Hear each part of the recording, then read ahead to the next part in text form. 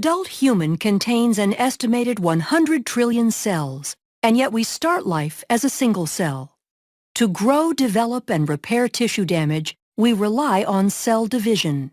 In eukaryotic cells, this process is accomplished by a series of well-orchestrated steps called mitosis. Every day our bodies must produce millions of skin cells to replace those lost through normal activity. Each of these cells must have a complete complement of the genetic material.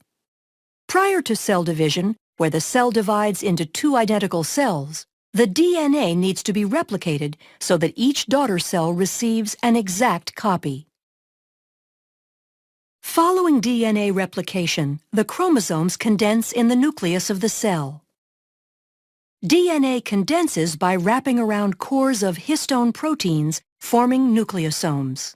This beads-on-a-string structure is called chromatin. As a cell prepares to divide, chromatin coils up further, shortening and condensing the chromosome.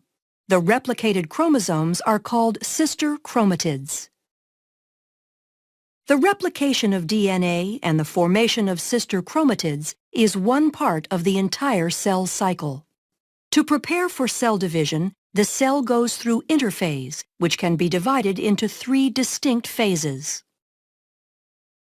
During G1 or gap1 phase, all the organelles and cytoplasmic components, including the centrioles in animal cells, replicate. Then during S or synthesis phase, the DNA replicates. Finally, during G2 or gap2 phase, all the enzymes needed to aid in the process of cell division are produced. Most eukaryotic cells spend a great deal of time in interphase, and a very short period of time actually dividing, a process called mitosis. The cell is now ready to go through mitosis, which consists of prophase, metaphase, anaphase, and telophase. During prophase, the chromosomes condense and become visible, appearing as two sister chromatids held together at the centromere. The cytoskeleton disassembles as the spindle begins to form. In animal cells, centrioles play an important role in the distribution of the chromosomes in the dividing cell. The centrioles migrate to opposite poles, establishing a bridge of microtubules called the spindle apparatus, and the nuclear envelope breaks down. Towards the end of prophase, chromosomes attach, by proteins in their centromeres called kinetochores, to microtubules from each pole, moving the chromosomes toward the equator of the cell. During metaphase, all chromosomes are aligned at the equator of the cell, called the metaphase plate. Anaphase begins with the degradation of proteins that hold sister chromatids together, freeing individual chromosomes. The free chromosomes are then pulled by their kinetochores to opposite poles. At telophase, a cleavage furrow forms in the center of the cell.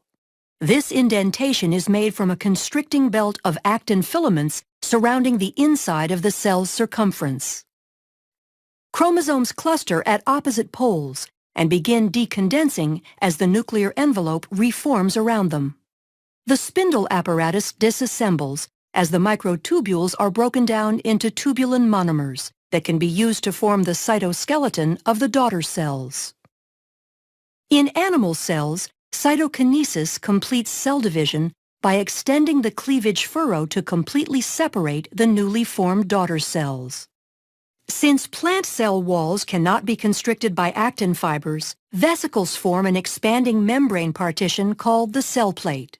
Like animal cells, plant cells use cytokinesis to finish the division of the contents of the cytoplasm between the two identical daughter cells. During the cell cycle, certain checkpoints are encountered to make sure the process is occurring accurately. And if it is not, the cell cycle will stop at the checkpoint and correct, or possibly inhibit that cell from dividing. The first checkpoint is the G1S checkpoint, and is considered the primary point at which the cell cycle continues or stops. External signals and growth factors can influence the cell cycle and affect the progress at or before this critical checkpoint. The G2M checkpoint allows cells that have successfully completed all 3 phases of interphase to begin mitosis.